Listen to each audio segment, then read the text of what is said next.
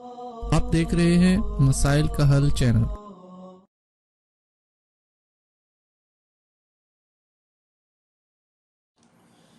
بسم اللہ الرحمن الرحیم، الحمدللہ رب العالمین، والصلاة والسلام علی سیدنا و حبیبنا محمد وعلی آلہ واصحابہ اجمعین۔ محترم ناظرین، آج ہم انشاءاللہ چھٹے پارے کا خلاصہ آپ کی خدمت میں پیش کرنے جا رہے ہیں۔ چھٹے پارے میں اللہ رب العزت نے پہلے پوائنٹ میں ارشاد فرمایا کہ کسی کے اندر کوئی برائی دیکھو تو اس کا چرچا نہ کرو، بلکہ اس پر پردہ ڈالو، سوائے کوئی دینی مصلحت ہو تو پھر ظاہر کی جا سکتی ہے۔ بلکہ انسان کو چاہیے کہ کسی کے اندر برائی دیکھے تو اس کو تنہائی میں سمجھائے تاکہ وہ اپنی اصلاح کرے۔ اور اللہ تعالیٰ کو کھلے عام برائی کرنا بہت ہی زیادہ ناپسندیدہ ہے۔ برائی اکیلے میں بھی ناپسندیدہ ہے، لیکن کھلے عام کرنا اور زیادہ ناپسندیدہ ہے۔ اس کے بعد دوسرے پوائنٹ پر یہودیوں کی مذمت کی گئی۔ حضرت عیسیٰ علیہ السلام کو یہودیوں نے قتل کرنے کی سازش کی، لیکن اس میں کامیاب نہ ہو سکے۔ اللہ رب العزت نے عیسیٰ علیہ السلام کو زندہ آسمان پر اٹھا لیا، اور انہوں نے عیسیٰ علیہ السلام کی شبیہ کو عیسیٰ سمجھ کر کے انہوں نے سولی پر چڑھا دیا، اور وہ لوگ خود اس بارے میں اختلاف کرتے ہیں اور ان کے حال میں شک میں پڑے ہوئے ہیں۔ تیسرا پوائنٹ، انبیاء کے پے در پہ تشریف آوری۔ اتنے زیادہ انبیاء کے آنے کا مقصد اور غرض نوع انسانی کی ہدایت اور ان پر اتمام حجت ہے، تاکہ کوئی قیامت والے دن عذر پیش نہ کر سکے کہ ہمیں تو بتایا نہیں گیا، ہماری رہنمائی کرنے کا کوئی طریقہ نہیں پیش کیا گیا۔ اور آج مسلمانوں کے لیے ایسے بے شمار طریقے ہیں جس سے وہ حق کو اگر تلاش کرنا چاہیں تو حق کو تلاش کر سکتے ہیں، اگر وہ نہیں کریں گے تو ان کو بھی جواب دینا ہوگا۔ چوتھا پوائنٹ، نصارہ کی مذمت۔ عیسائیوں کے کئی فرقے ہیں، بعض اللہ کا شریک اور بعض اللہ کا بیٹا مانتے ہیں۔ پھر جو عیسیٰ علیہ السلام کو اللہ مانتے ہیں، یعنی تین خداؤں کا عقیدہ رکھتے ہیں کہ حضرت عیسیٰ علیہ السلام بھی اللہ ہیں اور ان کی والدہ وہ بھی اللہ ہیں اور اللہ تعالیٰ خود بھی اللہ ہے، یہ تین خداؤں کا نعوذ باللہ وہ عقیدہ رکھتے ہیں۔ بلکہ اللہ تعالیٰ نے کہا کہ نہیں، تم صرف ایک خدا کہو، تین خدا کہنے سے باز آ جاؤ۔ سورۃ النساء کے آخر میں یہ پانچواں پوائنٹ، کلالہ جس کی وہ میت جس کا نہ والد ہو نہ اولاد ہو، اور کلالہ کی یہی تعریف راجح ہے۔ بعض نے یہ کہا کہ کلالہ وہ شخص ہے جس کی صرف اولاد نہ ہو، جو کہ صحیح نہیں ہے۔ اس میں اس کی میراث کے بارے میں مکمل حکم دیا کہ کس کس کو کتنا کتنا حق بنتا ہے، جس سے پتہ چلتا ہے کہ اللہ تعالیٰ اپنے بندوں پر کس قدر مہربان ہے اور آپس میں ایک دوسرے کے حقوق کی ادائیگی کے لیے کس قدر تاکید فرماتا ہے، اور گمراہی سے بچانے کے لیے اپنے احکام کھول کھول کر کے بتاتا ہے۔ چھٹا پوائنٹ، سورۃ النساء اور سورۃ المائدہ کے درمیان میں سر اور ربط کیا ہے۔ سورۃ النساء میں عقد النکاح، عقد الصداق اور عقد الحلف اور عقد الایمان، قسم وغیرہ کا ذکر ہے، جبکہ سورۃ المائدہ میں عقود کی پاسداری جو رب اور بندوں کے درمیان اور انسانوں کے درمیان ہے اس کا حکم دیا گیا۔ سورۃ المائدہ وہ واحد صورت ہے جو یا ایھا الذین آمنوا کے خطاب سے شروع کی گئی۔ اس صورت میں تشریعی مسائل، چوری ڈاکہ، قتل یا زخمی کر دینے کے حوالے سے قانون سازی کی گئی۔ سورۃ المائدہ کی شروع میں ساتواں پوائنٹ، اوفوا بالعقود، ہر جائز عہد اور عقد جو تمہارے اور تمہارے رب کے درمیان ہو یا خود تمہارے اور انسانوں کے درمیان ہو اسے پورا کرو۔ وعدے کی پاسداری انسان کے مومن ہونے کی علامت بتلائی گئی، اور جو وعدے کو پورا نہیں کرتا اس کے اندر منافق ہونے کی نشانی پائی جاتی ہے۔ آٹھواں پوائنٹ، حالت احرام میں شکار کرنے سے منع کر دیا گیا۔ نواں پوائنٹ، شعائر اللہ سے مراد حرمات اللہ، جن کی تعظیم و حرمت اللہ تعالیٰ نے مقرر فرمائی، ان کی بے حرمتی اور بے توقیری کرنے سے منع کیا گیا۔ 10واں پوائنٹ، نیکی اور تقوی کے کاموں میں ایک دوسرے کی مدد کرو، برائی اور غلط کاموں میں، ظلم و زیادتی کے کاموں میں ایک دوسرے کی مدد کرنے سے بچو اور اللہ سے ڈرو۔ 11واں پوائنٹ، حرام چیزیں، وہ چیزیں جو حرام کر دی گئیں، ذبح کے وقت نکلنے والا خون، خنزیر کا گوشت، اور جسے غیر اللہ کے نام پر ذبح کیا گیا ہو، اور بھی بہت ساری چیزیں، وما ذبح علی النصب، جو آستانوں پر ذبح کیا گیا ہو، بتوں کے نام کا، قبروں، بزرگوں، درباروں یا ولیوں کے نام کا ذبح جو کیا گیا، اس کو کھانا حرام کہا گیا۔ 12واں پوائنٹ، اہل کتاب کا وہ ذبیحہ حلال ہے جس میں خون بہایا گیا ہو، اور اہل کتاب کی عورتوں سے نکاح جائز ہے اگر وہ پاک دامن ہوں، یعنی زنا سے پاک ہوں اور اپنی عزت کی حفاظت کرنے والی ہوں، اور کفر نہ کریں، یعنی اللہ کا بیٹا یا اللہ کے ساتھ کسی کو شریک نہ کریں، جو آج کل ایسی عورتوں کا پا لینا نہایت مشکل ہے، بلکہ آج کل کے اہل کتاب کی عورتوں کے اثرات بہت برے ہیں، اور یہ بھی پہچاننے کی ضرورت ہے اور تحقیق کرنے کی ضرورت ہے کیا وہ آج کل اہل کتاب ہیں بھی یا نہیں۔ 13واں پوائنٹ، الیوم اکملت لکم دینکم، آج کے دن اللہ نے دین اسلام کو مکمل کر دیا، اس کے اندر کسی طرح کی کوئی کمی نہیں چھوڑی۔ جو کوئی بھی اس کے اندر کمی سمجھے اور کہے کہ فلاں امام یا فلاں بزرگ نے اس کو مکمل کیا ہے، ان کی محنتوں سے مکمل ہوا ہے، ان کی یہ گمراہی ہے، اللہ سب کو ایسی گمراہی سے بچائے۔ 14واں پوائنٹ، طہارت، وضو اور غسل، تیمم کے مسائل بیان کیے گئے۔ وضو میں پورے سر کا مسح کرنے میں اکثر مسلمان غلطی کرتے ہیں، اور اس کے ساتھ گردن کا بھی مسح کرتے ہیں جو خلاف سنت ہے۔ اور فردی غسل میں غسل کرنے سے پہلے وضو کرنا چاہیے، جو اکثر نہیں کرتے، اور 5-7 بچے ہو جانے کے باوجود فردی غسل کا طریقہ پتہ نہیں۔ مکہ میں ایک بن لادن کمپنی ہے، وہاں میں درس دینے گیا تو درس کے بعد ایک بھائی نے بتایا کہ آپ سچ کہہ رہے ہیں۔ میرا ایک دوست یا کزن، اس نے کہا، جو ایم فل ہے دنیاوی لحاظ سے، اس نے شادی کی، تو میں نے اس سے پوچھا کہ بھائی جان فردی غسل کیسے کرتے ہیں؟ تو کہنے لگا شرمگاہ کو دھونے کے بعد میں کلمہ پڑھتا ہوں، لا الہ الا اللہ محمد الرسول اللہ، اور اپنی شرمگاہ پر پھونک مارتا ہوں اور نہا کے باہر آ جاتا ہوں۔ والعیاذ باللہ، یہ کیسا مسلمان ہے؟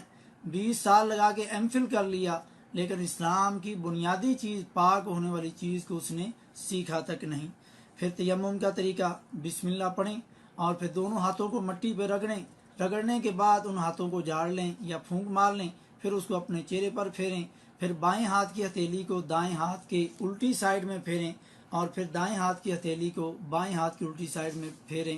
اتنا تیمم ہے۔ بازوؤں پر، گردن پر، سر پر ہاتھ پھیرنا حدیث میں نہیں آیا، جو کہ تیمم کرنے میں لوگ کرتے ہیں، اور تیمم کرنے کے بعد وضو والی دعائیں پڑھنی چاہیے۔ 15واں پوائنٹ، آیت نمبر 15 میں، قد جاءکم من اللہ نور و کتاب مبین یہدی بہ اللہ من اتبع رضوانہ سبل السلام، نور اور کتاب سے مراد قرآن مجید ہے۔ ان کے درمیان واو مغایرت مصداق نہیں، مغایرت معنی کے لیے ہے، اور عطف تفسیری ہے، جس کی واضح دلیل اگلی آیت مبارکہ میں ہے، یہدی بہ اللہ۔ اگر نور اور کتاب دو الگ الگ چیزیں ہوتی تو یہدی بہ اللہ آنا چاہیے تھا، کہ اللہ تعالیٰ ان دونوں کے ذریعے ہدایت فرماتا، بلکہ اللہ نے فرمایا یہدی بہ اللہ، اس ایک چیز کے ذریعے جو نور اور کتاب ایک ہی چیز ہے، اللہ ہدایت فرماتا ہے۔ لوگ نور سے محمد صلی اللہ علیہ وآلہ وسلم مراد لیتے ہیں، اور کتاب سے قرآن مراد لیتے ہیں، اور یہ ان مشرکین کا عقیدہ ہے جو نور من نور اللہ والا شرکی عقیدہ رکھتے ہیں، اور کہتے ہیں کہ اللہ نے سب سے پہلے نبی صلی اللہ علیہ وآلہ وسلم کا نور پیدا کیا، پھر اس نور سے ساری کائنات پیدا کی، جو جھوٹ بات ہے۔ مگر ابو داؤد شریف اور ترمذی شریف کی صحیح حدیث میں ہے جو اس بات کے خلاف ہے کہ سب سے پہلے نبی کا نور پیدا کیا گیا، اور یہ حدیث صحیح ہے، اور وہ حدیث یہ ہے کہ اللہ نے سب سے پہلے قلم کو پیدا فرمایا۔ 16واں پوائنٹ، آیت نمبر 17 میں، عیسائیوں کی عقیدہ الوہیت کا رد ہے، جو وہ عیسیٰ کو خدا مانتے ہیں۔ آج عیسائیوں کے تمام فرقے کسی نہ کسی طرح عیسیٰ علیہ السلام کو خدا ماننے اور ان کے خدا ہونے کے قائل ہیں، والعیاذ باللہ۔ 17واں پوائنٹ، آیت نمبر 18 میں، یہود و نصارہ اپنے آپ کو اللہ کے بیٹے اور اللہ کے دوست کہتے ہیں۔ مقصد ان کا یہ ہے، وہ سمجھتے ہیں کہ ہم پوری انسانیت سے افضل اور برتر ہیں، یہ ان کا صرف گمان ہے۔ 18واں پوائنٹ، بنی اسرائیل کا قتال کرنے سے انکار اور ان کا انجام۔ انہوں نے موسیٰ علیہ السلام سے کہا کہ اگر لڑنا ضروری ہے تو جا اور تیرا رب جا کے لڑے، ہم تو یہاں بیٹھے ہیں۔ مگر نبی صلی اللہ علیہ وسلم کے صحابہ نے آپ پر جانیں قربان کی۔ جب جنگ بدر میں صحابہ کے پاس کچھ نہیں تھا، تب بھی صحابہ نے کہا، اے اللہ کے رسول صلی اللہ علیہ وآلہ وسلم، ہم آپ کو اس طرح نہیں کہیں گے جس طرح قوم موسیٰ نے موسیٰ علیہ السلام کو کہا تھا، جیسا کہ بخاری شریف کی حدیث کے اندر ہے۔ یہ صحابہ کرام کی پیارے نبی صلی اللہ علیہ وسلم سے وفا ہے جو موسیٰ علیہ السلام کی قوم نے یہودیوں نے وفا نہ کی، پھر ان کو میدان تیہ میں سزا کے طور پر 40 سال تک گزارنے پڑے اور زمین ان پر حرام کر دی گئی۔ 19واں پوائنٹ آیت نمبر 27 میں بنی نوع انسان میں پہلا قتل آدم علیہ السلام کے 2 بیٹوں حابیل اور قابیل کے واقعے میں ہوا۔ حابیل کی قربانی قبول ہو گئی اور قابیل حسد کا شکار ہو گیا اور اپنے بھائی حابیل کو قتل کر دیا، اور قتل کی سزا اور اس کا انجام 5ویں پارے میں کل گزر چکا ہے۔ اور قتل کرنے کے بعد بھائی کی لاش کو ٹھکانے لگانے کا طریقہ اس کو نہ آیا، پھر ایک کوے نے آ کر کے اس کو طریقہ سکھایا جس کو دیکھ کر کے قابیل بہت شرمندہ ہوا۔ 20واں پوائنٹ انسان اور امن کا مقام و مرتبہ۔ ایک انسان کو قتل کرنا ایسے ہی ہے جیسے پوری دنیا پوری انسانیت کا قتل کر دیا جائے، اور ایک انسان کی زندگی کو بچا لینا ایسے ہے جیسے پوری انسانیت اور پوری دنیا کو بچا لیا گیا ہو۔ اس سے اندازہ ہوتا ہے کہ اللہ کے ہاں انسانی خون کی کتنی قدر و اہمیت ہے۔ 21واں پوائنٹ آیت نمبر 31 آیت محاربہ کہلاتی ہے۔ جو اللہ اور اس کے رسول سے لڑیں اور زمین میں فساد کریں ان کی سزا، ان کی پہلی سزا ان کو قتل کر دیا جائے، دوسری سزا ایسے لوگوں کو جو زمین میں فساد کریں سولی پر چڑھا دیا جائے، یا مخالف جانب سے ان کے ہاتھ پاؤں کاٹ دیے جائیں، یا ان کو جلا وطن کر دیا جائے۔ یہ ان کی دنیاوی ذلت ہے اور آخرت میں سخت عذاب ہے۔ حکومت اور قاضی کو جج کو اختیار ہے کہ ان فساد کرنے والوں کو جو مناسب سمجھیں ان 4 سزاؤں میں سے سزا دیں تاکہ امن قائم ہو اور لوگوں کی جان مال اور عزت محفوظ ہو۔ 22واں پوائنٹ آیت نمبر 35 میں وَابْتَغُوا إِلَيْهِ الْوَسِيلَةَ سے مراد ایسے اعمال کرو جس سے تمہیں اللہ کی رضا اور اس کا قرب حاصل ہو جائے جو قرآن و سنت سے ثابت ہوں۔ پھر لوگوں نے ان کاموں کو چھوڑ کر کے قبروں میں مدفون لوگوں کو وسیلہ بنا لیا جو کہ شرک کیا کام کرتا ہے اور شرک کی طرف لے جاتا ہے۔ 23واں پوائنٹ چوری کی سزا اور حد۔ مرد ہو یا عورت چوری کرنے والے کا ہاتھ کاٹ دیا جائے اور وہ کلائی سے کاٹا جائے نہ کہ کوہنی سے۔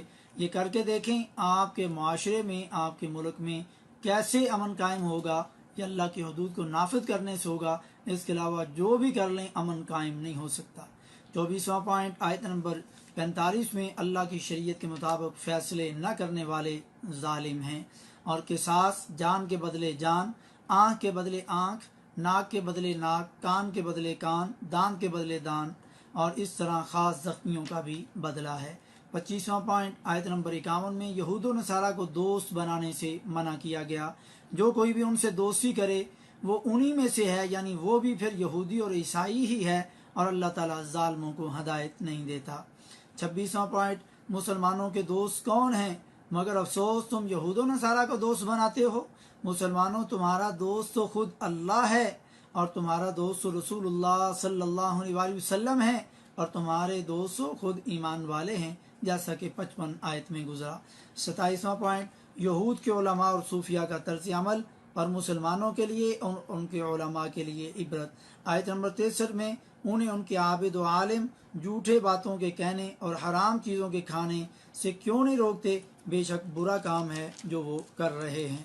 یعنی علماء کرام کا حق بات کی طرف لانا یہ بہت بڑا کردار ہے جو انہوں نے نہیں کیا، اور آج کے بھی بہت سارے علماء سوء نہیں کر رہے۔ 28واں پوائنٹ کس چیز کی تبلیغ کرنی چاہیے؟ آپ صلی اللہ علیہ وسلم پر جو بھی اللہ کی طرف سے نازل کیا گیا اسے امت تک پہنچا دیا، اور جو نازل ہوا وہ قرآن پاک اور پیارے نبی صلی اللہ علیہ وسلم کے فرامین ہیں، کیونکہ اللہ نے کہا وما ینطق عن الہویٰ کہ ہمارا نبی اس وقت تک نہیں بولتا جب تک اس پر وحی نازل نہ کر دی جائے، اور آپ کا بولنا بھی وحی ہے۔ اور حضرت عائشہ رضی اللہ عنہ فرماتی ہیں جو شخص یہ گمان کرے کہ نبی صلی اللہ علیہ وسلم نے اس دین کا کچھ حصہ چھپا لیا تو اس نے جھوٹ بولا۔ شیعہ حضرات اس آیت سے حضرت علی کے بارے میں سب کچھ ثابت کرنا چاہتے ہیں اور کرنے کی کوشش کرتے ہیں جو کہ جھوٹ ہے۔ 29واں پوائنٹ آیت نمبر 72 میں مشرک کی 3 سزائیں بیان کی گئی ہیں۔ ان 3 سزائیں مستقل اور بیک وقت ان کو ملیں گی اگر وہ شرک کی حالت میں اس دنیا سے چلے گئے۔ پہلی سزا ان کے لیے جنت کو حرام کر دیا گیا، کوئی بھی طریقہ نہیں ہے جس کے ذریعے وہ جنت میں چلے جائیں اگر موت شرک پہ آئی۔ دوسرا ٹھکانہ ان کا جنت جب حرام ہو گئی تو واضح الفاظ میں کہا ان کا ٹھکانہ جہنم بنا دیا گیا۔ اور تیسرا پوائنٹ اور تیسری سزا، ان کی کوئی بھی مدد اور سفارش نہیں کرنے والا ہوگا، جیسا کہ امت محمدیہ کے مشرکین یہ عقیدہ رکھتے ہیں کہ نبی صلی اللہ علیہ وسلم ہم سب کی سفارش کریں گے اور ہماری معافی ہو جائے گی، جو مرضی کر لیں۔ تو اللہ تعالیٰ نے یہ واضح کر دیا مشرک بندے کی کوئی مدد اور سفارش نہیں کرے گا۔ تیسواں پوائنٹ، عیسیٰ علیہ السلام اور ان کی والدہ کو الہ ماننے والوں کو غور کرنا چاہیے، یعنی دونوں ماں بیٹے کھانا کھایا کرتے تھے، جن کو کھانے پینے کی حاجت ہو وہ حاجت روا اور مشکل کشا کیسے ہو سکتا ہے۔ اس امت کو بھی سوچنا چاہیے جو حضرت علی کو، حضرت حسن حسین کو اور اپنے پیروں کو الہ، حاجت روا اور مشکل کشا مانتے ہیں، جن کو یہ ساری حاجات ہیں، تو پھر وہ حاجت روا اور مشکل کشا کیسے ہو سکتے ہیں؟ اللہ تعالیٰ فرماتا ہے کہ ہم کس طرح دلیلیں دیتے ہیں، پھر غور کیجئے کہ کس طرح وہ پھرے جاتے ہیں۔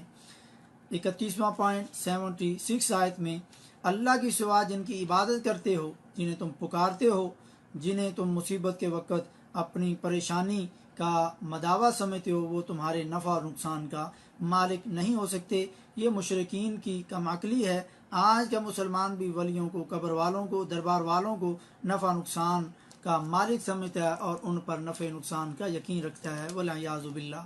32واں پوائنٹ آیت نمبر 77 میں، دین کے اندر غلو کرنے سے منع کیا گیا، یعنی کسی کا مرتبہ بڑھا چڑھا کر کے پیش کرنا، امام اور ولی کو نبی کے برابر، نبی کا درجہ دینا، کہ جس طرح نبی سے غلطی نہیں ہوتی امام اور ولی سے بھی غلطی نہیں ہوتی، یہ غلو ہے۔ نبی کو خدا کے برابر اور خدا کی صفات نبی کے اندر سمجھنا۔ 33واں اور آخری پوائنٹ آیت نمبر 82 میں، مسلمانوں کے سب سے بدترین اور شدید ترین دشمن یہودی اور مشرک لوگ ہیں۔ دیکھ لیں آج علماء حق کے خلاف سب کچھ یہودیوں اور مشرکین کی سازشوں کی بنا پر ان پر ظلم ہو رہا ہے۔ اللہ رب العزت ہمیں قرآن پاک کو سمجھنے اور اس پر عمل کرنے کی توفیق نصیب فرمائے۔ وما توفیقی الا باللہ۔